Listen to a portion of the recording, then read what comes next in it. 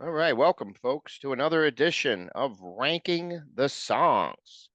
And today we have none other than Mr. Davey Cretin. Welcome, Davey. Thank you for having me again, Joseph. Appreciate it. It's always fun when we get together to talk music. Yes, definitely. So why don't you go ahead and give them a rundown on who we're ranking today and your take on the band? A band that formed out of the ashes of the British band The Move in the late 60s and early 70s. The Move were together with Roy Wood. It was Roy Wood's band. Jeff Lynne joined. Bev Bevan was the drummer. And then they stopped The Move and formed Electric Light Orchestra in the early 1970s. Very early in the band's run, Roy Wood left and Jeff Lynne took over, and it's been his baby ever since 1972, 1973 or so. So they're a British rock band, and the thing that set Electric Light Orchestra, or ELO as they're more commonly called, apart from everyone is they had a string section with them. They had a cello player, a violin player. So their records have a very symphonic feel, especially the early stuff, the 70s stuff, and even touched on Prague in the early days. And then they got a little more mainstream in the mid to late 70s and started having hit after hit after hit.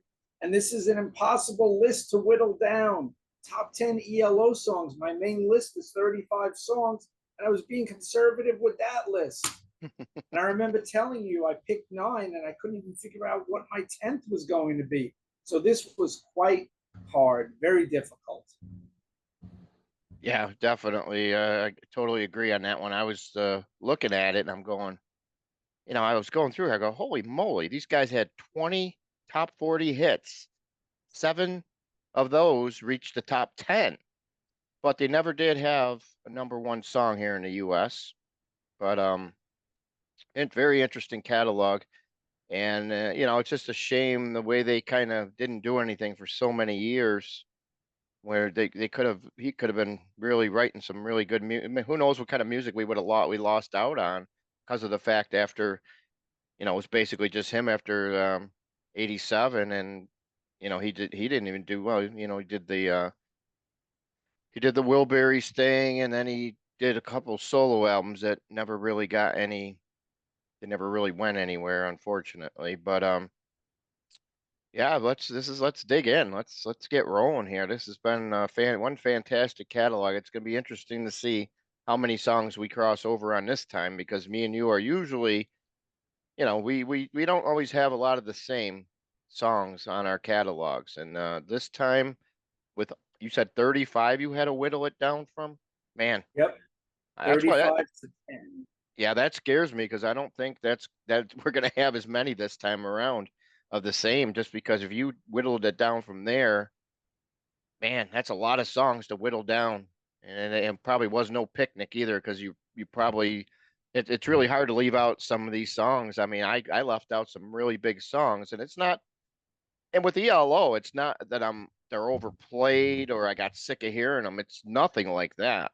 He's got some great songs that for whatever reason, one reason or another, I just like the songs that I picked on my top 10 here just a little bit better than the ones that unfortunately didn't make the cut. Yes. So without further ado, we're going to go two each back and forth. You'll do number 10, then number 9, and then we'll go so forth and so on until we get down to the last two, number 2 and number 1. Okay, so starting my number 10 might be a little bit of a deep track. It's 4.5 minutes long. It was released as a single, did not chart in America, and it made number 97 in the UK. And ELO writer Barry Delve, if I'm pronouncing his name correctly, Delve, I guess it's Delve. Barry Delve described this as, quote, ELO's last great song. I can't even read my handwriting here. Oh, an expertly crafted power ballad that boasts one of Jeff Lynne's finest vocal performances, end quote. And of course, every song on my list written by Jeff Lynne and produced by Jeff Lynne, so that's the last time I will say that. This was the last song that ELO released for 15 years. So we're going to 1986, the Balance of Power album. And the ballad Getting to the Point is my number 10. And when I first purchased this album, I remember I had a special order it from my local record store, the Caldwell Connection in Queens, New York, and they are still around. I just found a Facebook page for them recently, but I think they give more musical instrument lessons than sell music. I do have to go there one day. I know where it is. It's right by a big post office I always go to. This song contains an 80s sax solo, which I'm not a big sax fan, but it fits this very sad bastard type music, this power ballad. It fits it perfectly because this is a depressing song, but it's also a great uplifting song because of Jeff Lynne's vocal performance. Getting to the Point, a great song, and if you don't know it, you should check it out. That's my number 10. Moving on to number 9, I'm going to rewind a few years and 2 albums back, 3.5 minutes long. The first single from the Time record, Twilight, is my number 9. It hit number 38 in the US, so it was barely a top 40. In the UK, it peaked at number 30, so it did slightly better. And this is a concept record, Time. And I wrote down, it's a new wave inspired sci-fi song that's crucial to the concept album. And as a joke, I put, it's what a flock of seagulls based their career on. But of course, I'm kidding. Love you, flock of seagulls. The great Richard Tandy, who passed away recently, unfortunately. Love his keyboards on this album and throughout ELO's career. Got to mention Richard Tandy, a lord of the keyboards. Great synth work, a great piano player, and he adds great sounds and textures to every ELO song. And that's definitely the case here. Bev Bevan on drums. Kelly Grocott, I think I'm pronouncing his last name correctly, also passed away a while ago, on bass guitar, and he did a lot of vocals with Jeff. Love the keyboards here. And the piano work on this song is what really makes it. And I read that it's inspired by Rachmaninoff. It's the piano work that Tandy does, the lead piano that comes in louder than everything else, is inspired by a Rachmaninoff piece. And my last line here is buoyant, bouncy, upbeat, and full of life. And of course, the great backing vocals. So that is my number 9, Twilight. All right, very good. Good start to the run here of songs. It's interesting, yes. And Twilight obviously was the follow-up to Hold On Tight. So it came off of a top 10, and obviously they were hoping for a better chart performance, and unfortunately they didn't get it. But I'll tell you, that song kicks off that album in fine style pretty much. You can't go wrong with that song. Great song. All right, well, we're gonna kick off my top 10 here. I've got one here that's not gonna be a surprise, really. I mean, I figured this one was gonna make the cut pretty much right around where it ended up, and that's gonna be the top 10 smash, Evil Woman. Obviously, this is one of the band's best known songs. You hear it, pretty much everywhere you go on classic rock radio. Yeah, this song has always stuck so good to me. It's just it's got so many hooks and so catchy. Not only with the lyrics but the music. It just all draws you right in.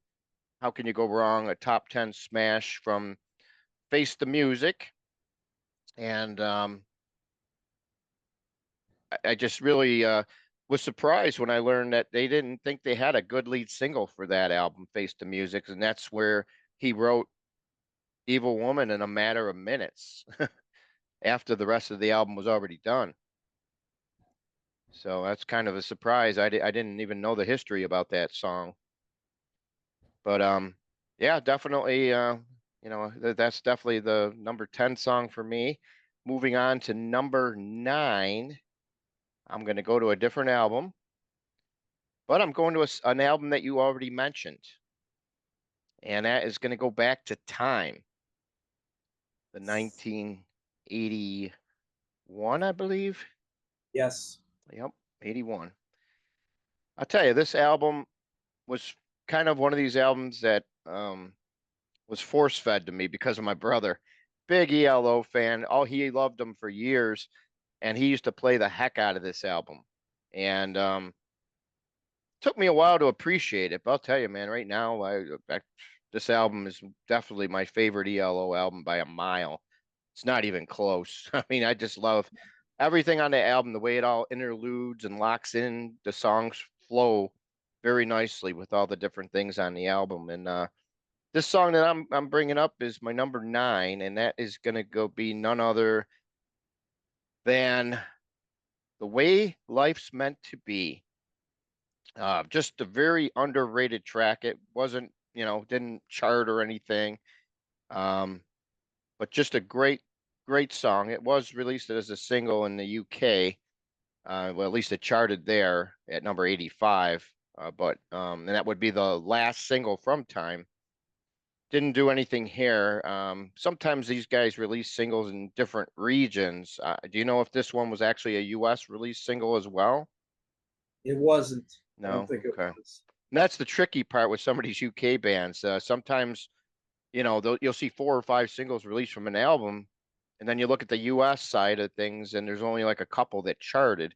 I didn't even really know the song. I never heard it on radio here ever. So I was wondering if it ever charted. I mean, I knew it didn't chart. I mean, I didn't wondered if it was ever released as an actual US single.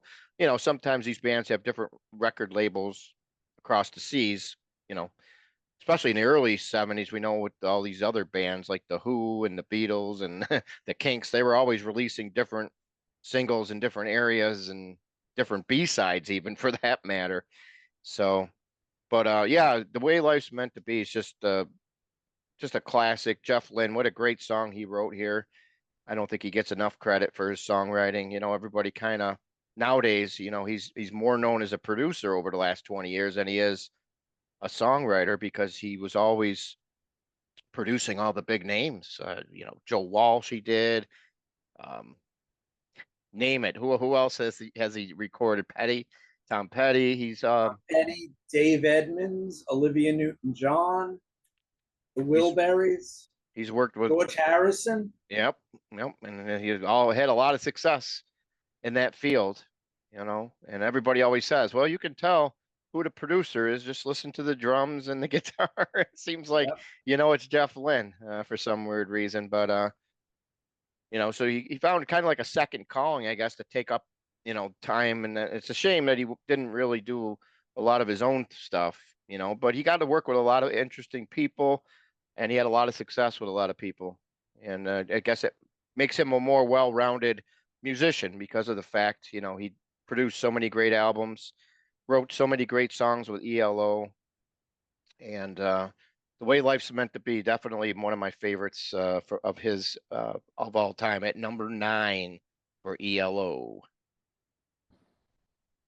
Okay, my number 8, going back to the 70s now. So I don't want there to be any confusion about this song. From 1979, 3 minutes and 42 seconds, charted in the US, number 37, did much better in England, coming in at number 8. From Discovery, the song Confusion. And it's got great 12-string acoustic guitar. It has the vocoder, which is either Jeff Lynne or Richard Tandy doing that computerized type voice, Confusion. Sounds so good, it's so catchy. It's yet another hook. This guy writes so many hook-laden songs, hooks with the vocals, the backing vocals, the instruments. So it's a great song. Love the keyboards in it. Super catchy, melodic. My mom loved this song. She used to dance around the house to this when I was a wee lad, or when I was a boy, to quote Jeff Lynne from one of his later ELO songs. Richard Tandy, I used to call him Tandy Man, and the Tandy Man is great on here. I wrote down the keyboards rule the roost. Great memories from a great song. Love Confusion from Discovery. My number 7 goes further back into the 1970s, and this is the oldest song on my list. It reached number 9 in the US, and it did better because in the UK it didn't chart until they re-released it years later, and it hit number 34 in the UK. From El Dorado, 1974. Can't Get It Out of My Head. Great Jeff Lynne ballad. It's lush, orchestrated. And he wrote this in response because his dad said of his earlier work, Jeff Lynne's father said, "You don't write songs. It's not catchy." So Jeff Lynne said, "Well, I'll show him. I'll write a catchy song." And he wrote this beautiful ballad. And guess what? He built a career on catchy songs after this. The piano, the synths, the two cellos, it just, all of that stuff, and the backing vocals, the melodies, just make this one of Jeff Lynne's best ballads. So this is my number 7. Can't get it out of my head. All right, very good. And that segues right on over to what I'm going to have for my number 8, the same exact song. How do you like that? Can't get it out of my head. Number 8. So there's our first. We had one of those daily double things to come across the screen. We would have it right there. Can't get it out of my head. Just like you said, number 9. It was the first top 10 hit for the band. So that makes it a very special song, I'm sure, for Mr. Jeff Lynne. And man, just like I said, it's so catchy. It just, how can you not enjoy that song? I mean, I really can't say everything you said about it was spot on with this great song. No doubt about it. Can't get it out of my head. My number 8. We're going to quickly move on to my number 7. We're going to go back to an album that came out in the year of 1983 called Secret Messages, where Jeff Lynne kind of started a lot of secret messages on this album. And it's a very interesting album because and I didn't even notice till maybe a couple years back that it was actually supposed to be a double album. And, obviously I don't know if it was it the record company that made him chop it down? And yeah, so actually they have the full version out now where you can get it. It's like from Japan. It's a special. You got to find it. It's not easy to find, but I think Amazon has it. I think that's where I got it from. Not trying to plug them or anything, but if you're interested in the full version of what Jeff Lynne intended the album to be, that is the album to get the full version. And just a great album, that I feel it doesn't match exactly what he did because Time is a whole different album, but obviously it's the follow-up to the Time, and it just takes everything in kind of a new direction. And at that point, ELO was kind of trying to do, they were doing a lot of different things, because you got to remember after Secret Messages, that's pretty much when everybody left. They took that break, and then Jeff Lynne pared down the band, and the rest is history after that. So the song I'm pulling from this album is the highest charting song on the album, and it's none other than Rock and Roll is King, which peaked at number 19. And that song kind of took Jeff Lynne back into the rock and roll swing of things after a lot of the craftiness of Time and a lot of these other songs that he was writing at the time. Gives you that it's got this old time feel to it. And the drumming is phenomenal on here. I think Bevan does a great job on this song. Rock and Roll is King, though, definitely. I could not leave it off my list. And just one of those great songs that I hope he does this time around on his final tour. It would be nice. Number 7. Okay, so my number 6. 3 minutes, 47 seconds. Hit number 17 in America, number 6 in the UK. A silver single in England and a gold single here, or vice versa. I'm not sure how I put it in my notes. And Jeff Lynne, as I said earlier, proved his father wrong, and it paid off in spades because he built his career for the next 50 years on catchy hit songs. From Out of the Blue, the big granddaddy, the big double album from 1977, the big hit Sweet Talking Woman, more vocoder, more catchiness. Is it rock? Is it disco? Is it pop? How about it's all of the above? It's all things. It's just a super catchy song. Indeed it is. Indubitably it is. Jeff Lynne on the vocoder, and my coworker in the record store, Josh, he used to call it the ELO robot. because it almost sounds like a robotic voice coming in. It's melodic, catchy, it's charming, phenomenal backing vocals, and another song my mother loved. So it just, a lot of ELO's music is like just a warm, comfortable blanket just put over me. It's home. That's what it is. ELO's music is home. It reminds me of my childhood. It always makes me happy to listen to ELO. Great catchy music. So Sweet Talking Woman, my number 6. Number 5, a deep track that wasn't a single, but it got a lot of airplay on FM rock radio from Face the Music, 1975. This was the B-side to Living Thing in the UK and the B-side to Sweet Talking Woman in the US. It was never the A-side of a single. 5.5 minutes long. The spooky, eerie, instrumental, Fire on High. Coming in at number 5. Pulls out I instrumental. almost wanted to make it my number 1, but it is an instrumental, so, but it's a great song. Back in the mid-70s, that acoustic guitar refrain that Jeff Lynne is playing, that catchy, that was used as the theme on CBS's, where is it in my notes? I lost my place. CBS Sports Spectacular used that as their theme in the mid-70s. And I remember hearing that even before I heard it on rock radio a couple of years later.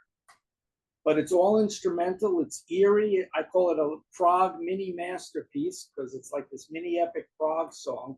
It goes through so many styles and textures and sounds and emotions.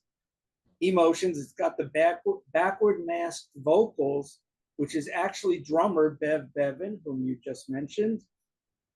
And he's saying, and they put it in reverse on the song, he's saying, quote, "The music is reversible, but time is not.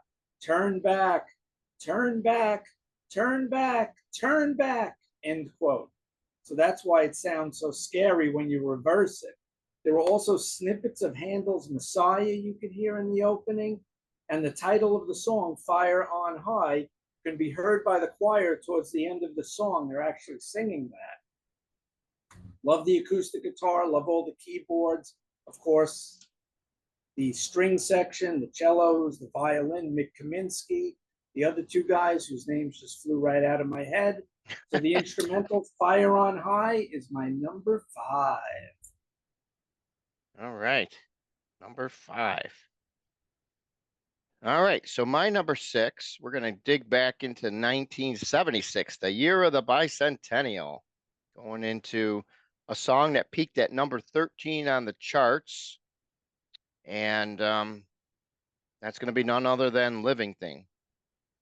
I always love this song. One of those classic ELO songs that, that I just, just always loved about it. I would say, out of all the stuff that came out in the 70s for ELO, it's definitely part of the, and then one thing I like about ELO is you got, the early part, the first couple albums, then you got like the 76 to 79 period, which he made a lot of great music there.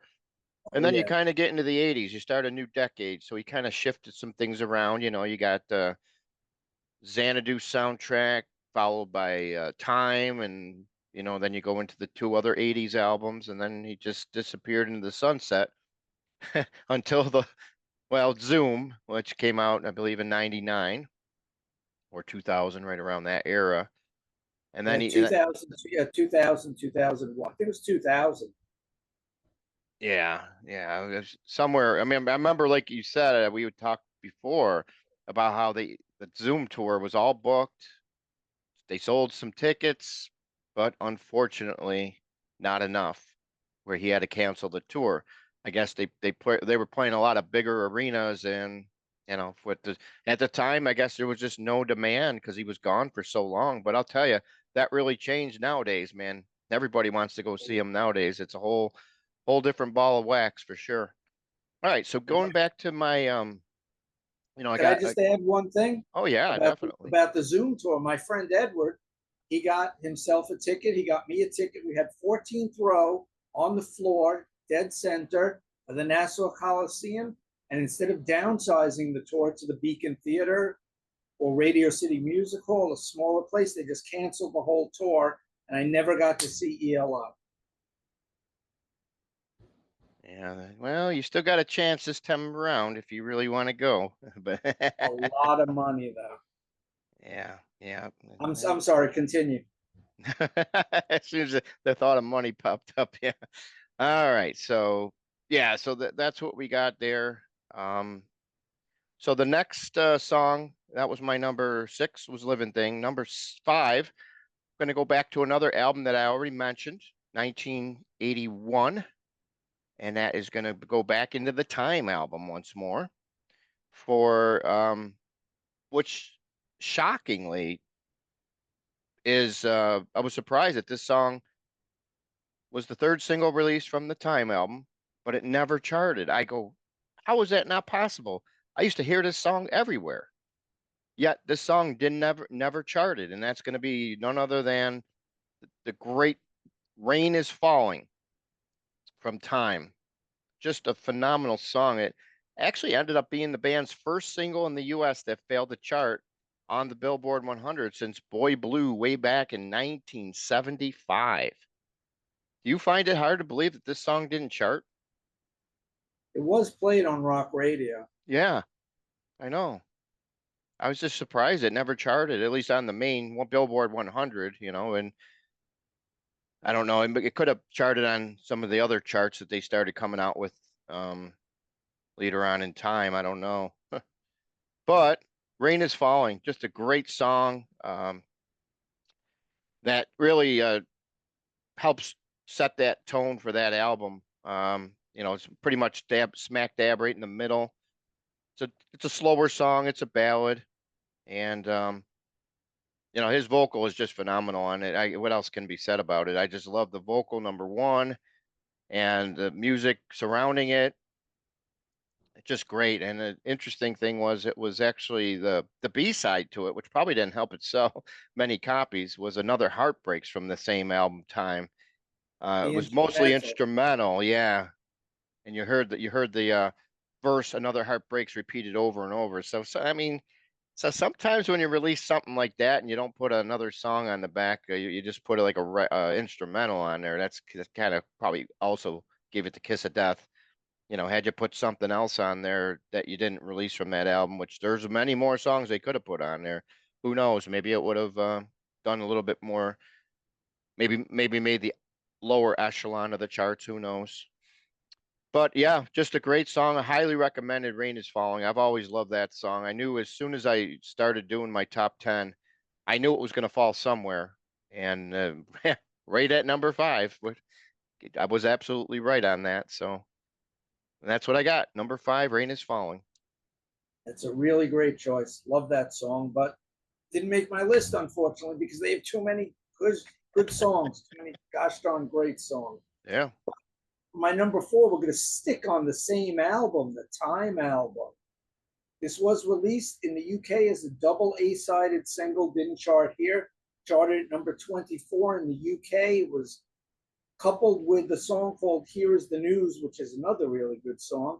But I am picking for my number 4, Ticket to the Moon. Big, lush ballad. It's my favorite ELO ballad. And ELO scribe, whom I mentioned before, Barry Delve, says that the piano part, the intro piano part to the song, is reminiscent of Beethoven's Moonlight Sonata.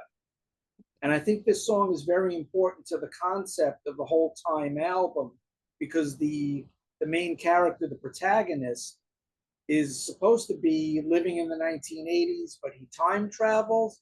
This is allegedly the first concept album about time travel that was ever recorded.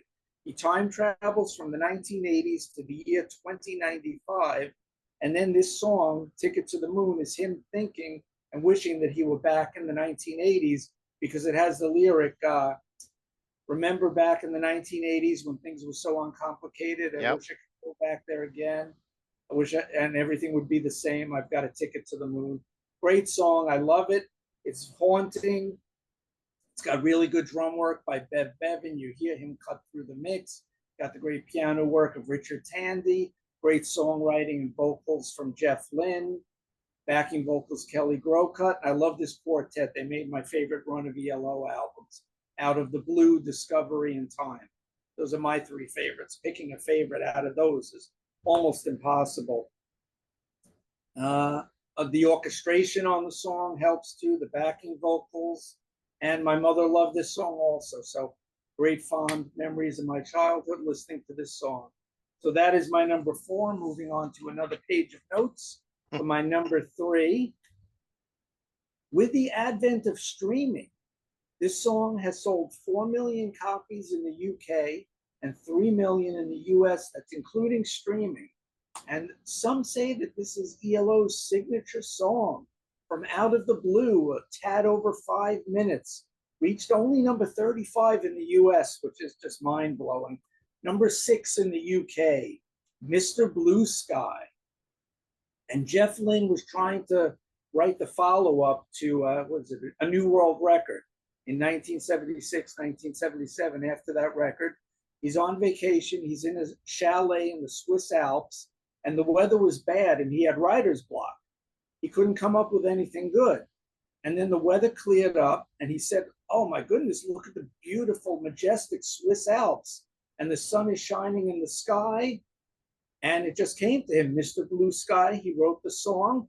And after that, he wrote 13 or 14 of the other songs on Out of the Blue in the next 2 weeks. So just nature inspired this song.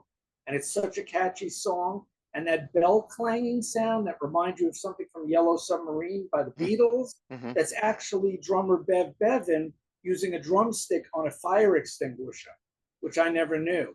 But it has this cool clanging sound that just reminds me of, is it Octopus's Garden, Yellow Submarine? One of those Ringo Beatles songs. Let's see, what else do I have here on my notes?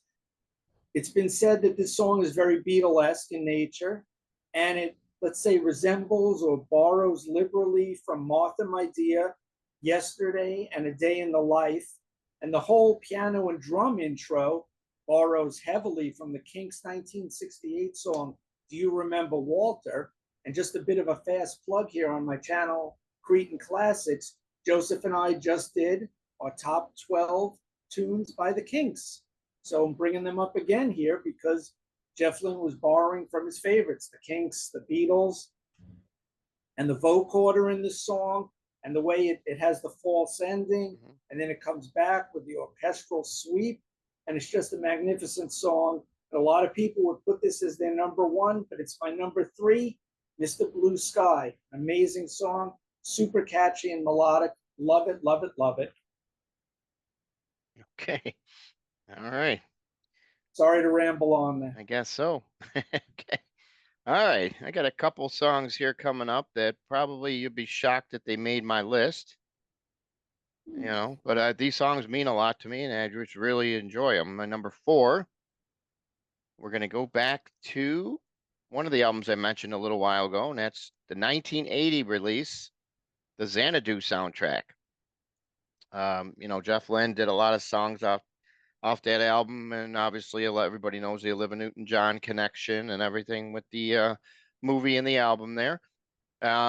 So I'm pulling out with the last single they released.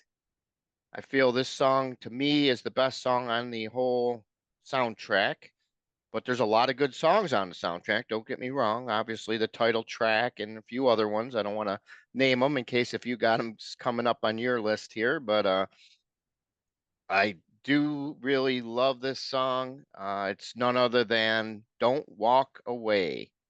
I remember when this song was released, man, my brother had this album. He would play the heck out of it.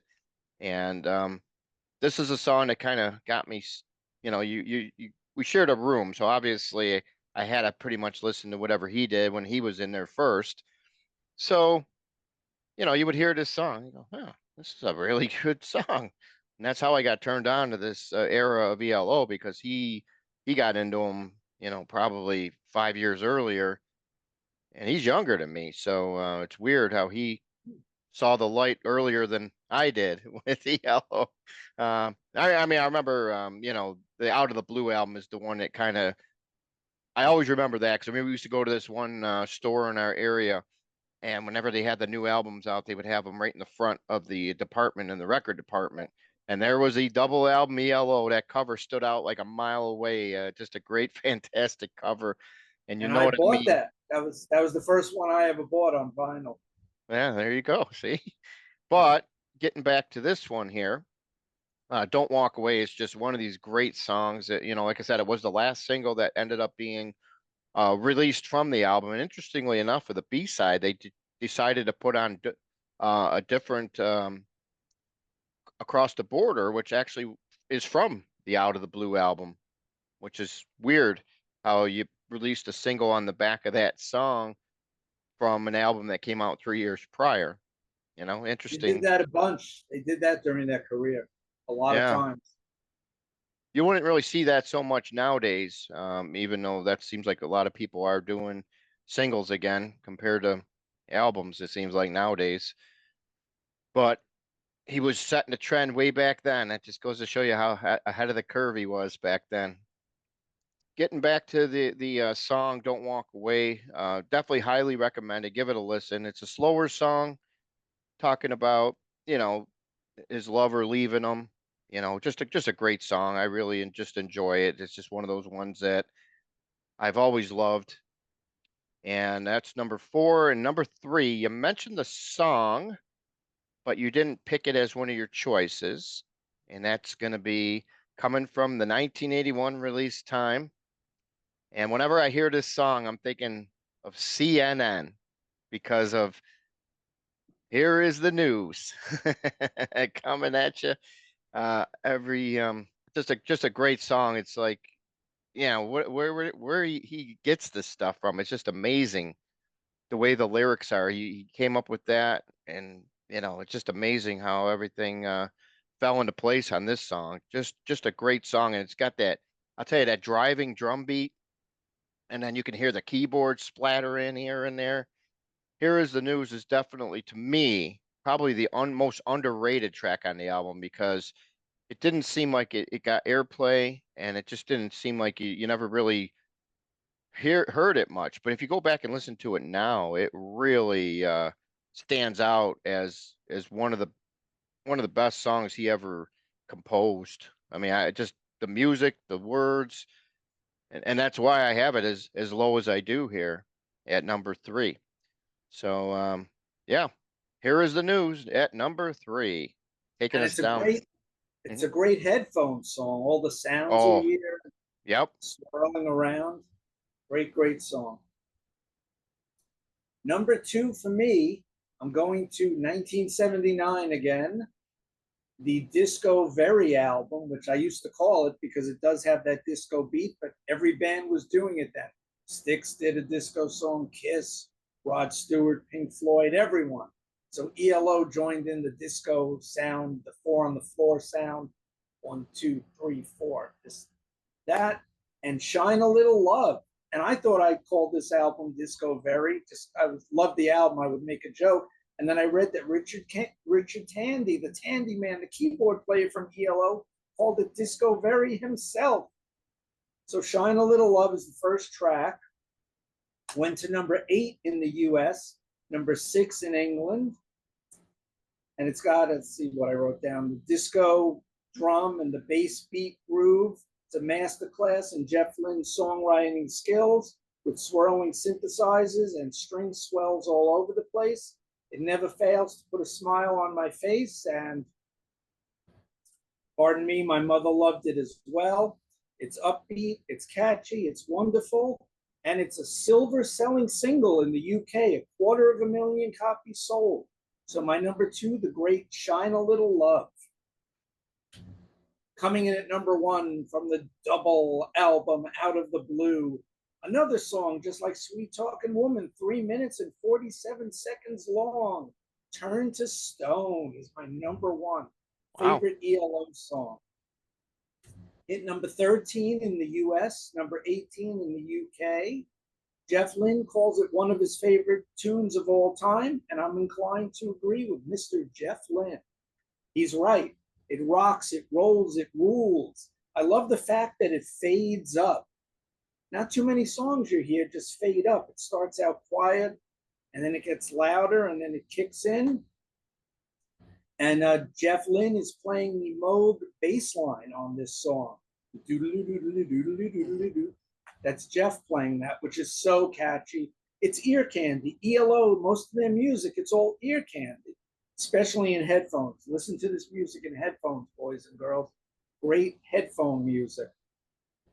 The call and response vocals, where he goes, the city streets are empty now, and then the backing vocals say the lights don't shine no more. And I think it's Jeff Lynne on the lead vocals, and then it's Kelly, the bass player, with Jeff on the backing vocals. And that whole call and response thing is great. Sometimes I sing the lead, sometimes I sing along and just do the backing, sometimes I switch back and forth. It's so catchy. And that speedily sung middle section, that whole breakdown, the middle 8 section, where he just does that whole thing, turning him, turning the stone. I'm not going to do it now, but that's great. You add in the superb string section, and I love that eerie outro where it's sort of fading out and the strings just get louder and louder. It's just a great ending to the song. It's a stellar song. My mother was also a big fan of this one too. Great childhood memories. So my number 1, Turn to Stone. Oh, wow. Yeah, I didn't expect you to pick that one of all the songs. That's interesting. And that's like the first ELO song that I ever heard. So obviously it meant, a lot to me. I liked it. Unfortunately it didn't make the cut here on my end. Too many good songs, man. Too many Yeah, good songs. and that's what it is. And I think, how many do we have the same so far? Is it just the one or two? Can't get it out of my head, I think is the only one. Okay, well, see what I got here for my final two and see if we cross paths once more. So number 2 is going back to time. Can you believe it? I already mentioned Rain is Falling. Here is the news. The Way Life's Meant to Be. So you're probably thinking it's the song that made number 10, the smash of the whole album, but it's not. It's none other than a song that you mentioned, Ticket to the Moon. What Nice. a great song. I believe you had it at number 4. Yes, number 4. I got it at number 2. So we're great minds think alike. What a great song. Everything that you mentioned about the song, spot on as usual. It's just, Thanks. yeah, I mean, this is, there's certain songs you could put on repeat back to back, and it never gets old, never gets old. And that's the one thing that, you really like a song if you can play it a lot, and you just, it seems like every time I hear it, I get more out of it still, even at this day and age. Thankfully the radio didn't overkill certain songs, because who knows what that would have left us with. But Right. Ticket to the Moon is just a grandiose song. Well, what a phenomenal song. Everything about it, all the musicianship, from the drumming to the piano to all the instruments. I mean, the way he devised the song, and started it off with these all the different slower instruments to match the ballad there, and then it gets going. As he gets going, his vocal raises up, and just a great song. What can be said? Definitely, if you don't know the song or you're not familiar with it, I definitely advise you to listen to it. And I actually recommend the whole Time album. I mean, if you play it in its entirety from beginning to end, I think you'll really get a lot out of it. That's the way to really enjoy that album. Although the individual songs are just that great, because that's the 4th song I have from Time in my top 10. So what else can be said about it? All right. So I know you guys have been waiting with bated breath here for my number 1. And yes. So we're going to go back to an album I mentioned a little while ago.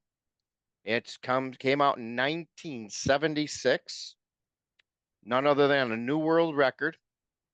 And it's going to be none other than the number 7, made number 7 on the charts, and that's going to be Telephone Line. Just another great ELO classic. It's one of those songs that, you just, what can you say about it? There's just so much good stuff on here, with him, with the lyrics, and trying to waiting and hoping for somebody to answer that call. And just a great song, Telephone Line. Um, it actually topped the charts in Canada and New Zealand. Interesting. That Yeah, is. yeah.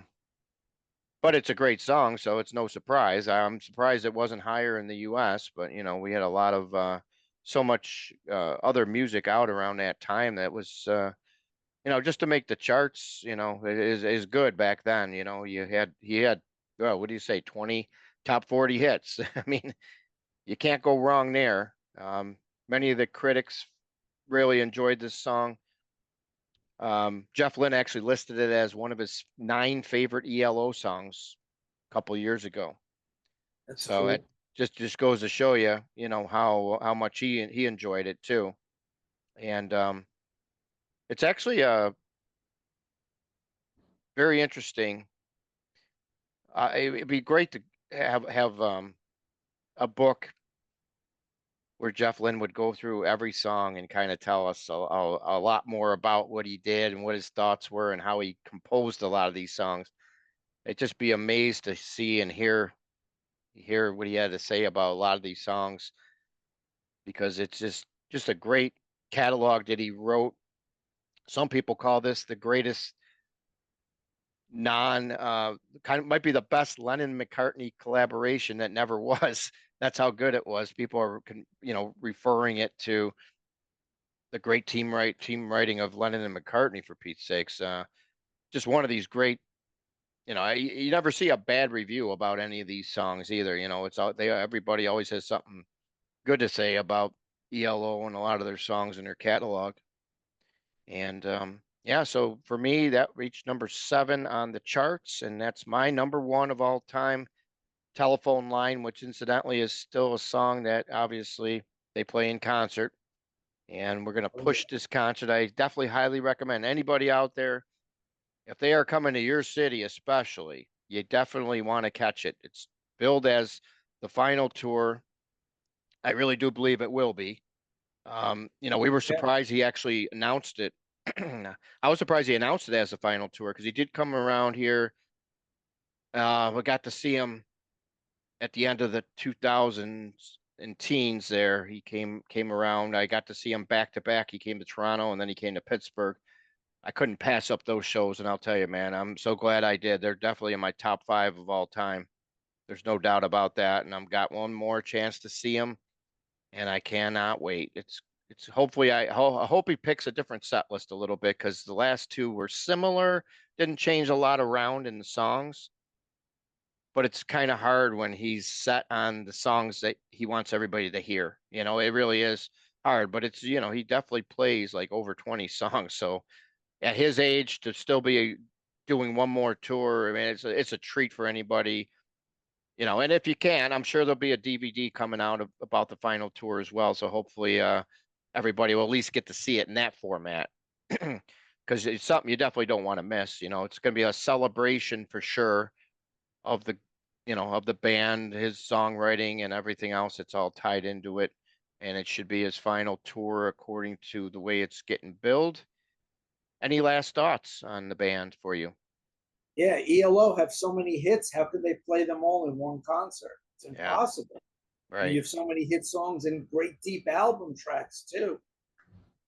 Should we mention some honorable mentions? Yeah, we definitely can. You could My start us. original, I have an original list of 35 songs. I'm not going to read all of the other 25. I'll just touch on a few that you didn't mention here. Okay. Going to go with their version of Roll Over Beethoven from ELO 2, Showdown and Ma Ma Ma Bell from On the Third Day, Strange Magic. You mentioned Evil Woman, so I'm not mentioning that, even though I just did. Tightrope, Rockaria, and Do Ya from A New World Record, Standing in the Rain from Out of the Blue, Last Train to London and Midnight Blue from Discovery. How could I leave those off? Such great songs. From the Xanadu soundtrack, Xanadu, All Over the World, and I'm Alive. From Time, I will mention one that you did not mention. 21st Century Man is a great song. And then I will end with When I Was a Boy from Jeff Lynne's ELO, Alone in the Universe, 2015. First track, best song on the record. When I Was a Boy. Check it out, everyone. Yeah, definitely the highlight of the album. So I guess he should have hit it more in the middle of the album to get everybody to play it to get to that point. All right, so I only got 3 honorable mentions because that's what I'm going to be doing when I do my top 10 from now on. We're going to do 10 songs and then 3 honorable mentions. But like you said, ELO had so many, so I'm glad. And believe it or not, you didn't hit on any of them, which is nice. Wow. Yeah. Interesting. So my number 13 would have been none other than The Diary of Horace Wimp.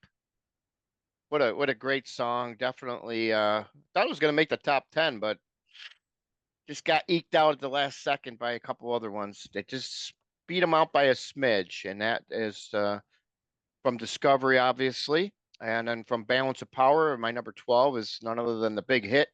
Number 18 on the charts, Calling America. Just love that song. Almost made the top 10, but missed it by that much. And Yeah, then we're living in the modern world. yep.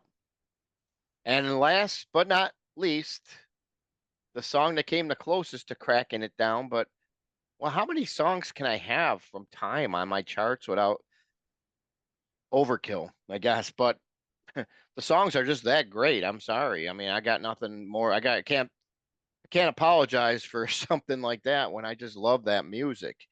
And it's one that we didn't mention yet. Not Hold On Tight, believe it or not. So that's still a great song. Don't get me wrong. I love it. Just didn't make my top 13. And that's going to be going down to the classic sound of Lights Go Down. Ah, the reggae type song. Yep. Yep. Reggae flavor too. Exactly. I mean, so much variety on Time. You know what I Yes. mean? And that was another thing that really helped make that album so stand out to me. And I hold it's so endearing just because of how different. It's not like something that's not like even though it is a concept album, he really did a lot of variety on it, and that's what really makes it a home run for me. Because you don't want to hear all the songs sound the same or similar. And there are albums out there like that. Let's be honest, but not Time. I mean, you got, like you said, the reggae flavor there, and then you got the ballad of Ticket to the Moon, the driving power of Hold On Tight. With man, his vocals, I would have to say that album is his best vocal performance overall, just because of the different techniques and the way his vocals were throughout the album. You know, that's just my take on it. But there we have it. There's our honorable mentions and our top 10. And feel free to post. I'm sure there's people out there who, well, you forgot this song, you forgot that song. But like Davey said, we just Too many basically, good ones. yeah, just too many good ones. And that's how it is when you get some of these bands for sure. All right, very good. Anything else in closing? Mention your channel Just, and stuff. yeah, Cretin Classics on YouTube. And Joseph was just on my first ever top 12 tunes show. So now he's done me one better. He's going to do his top 10 with 3 honorable mentions. He's got 13. You beat me out again. Nah. So check us out. We did our favorite Kinks songs, the Kinks from the British Invasion.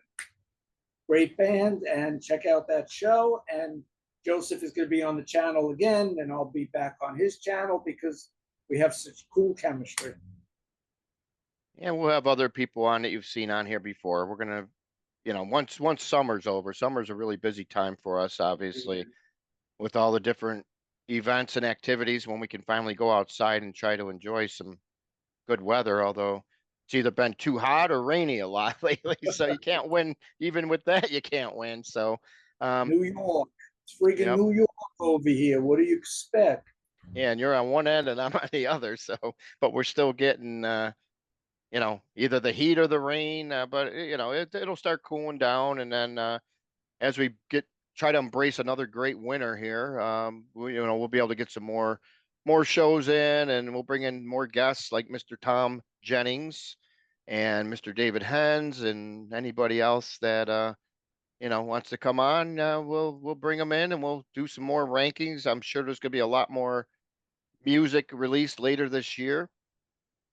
Stay tuned for on my channel. We're going to have I've been doing like a new release kind of section where I pick 5 of the newest releases that recently came out, and I just rank them all, tell each about how I like it or what I don't like about it, and then from there I take all 5 of those albums and put them in which order I think the best is. We did it episode a little while back. I did it. So I got another one coming up scheduled probably later this month. You should see the next episode appear in that format there. And, and many more top 10 song rankings will be coming. So don't hesitate to leave, some ideas what you'd like to see in the comments here. But we hope you enjoyed our great list here on the channels here that we have. And definitely stop back frequently and make sure you subscribe, because in that way you'll get soon as you we get the video posted, you'll get a notification letting you know that we got a new video posted. That way you won't miss anything and you won't have to go back and dig through and try to find out what you missed over the last while. But we have many videos. On my channel, we do a lot of interviews. We do the rankings. We do some theme shows. And then Davey, you want to tell them a little bit about what you do on your channel?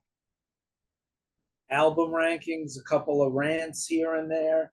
My new series, Top 12 Tunes, where I have a lot of guest stars scheduled to appear with me. And I'm going to have Joseph on. Tom and I are working on something. I'll eventually contact David when he gets some time. He'll come on. It'll be the 2 Daves, maybe. So got all kinds of things I'm going to hatch in the upcoming months. All right. Sounds good. And thank you for having me on, Joseph. Appreciate it. All right. Well, thanks for coming on, and stay safe, everybody. Have a great night. Take care. Bye-bye.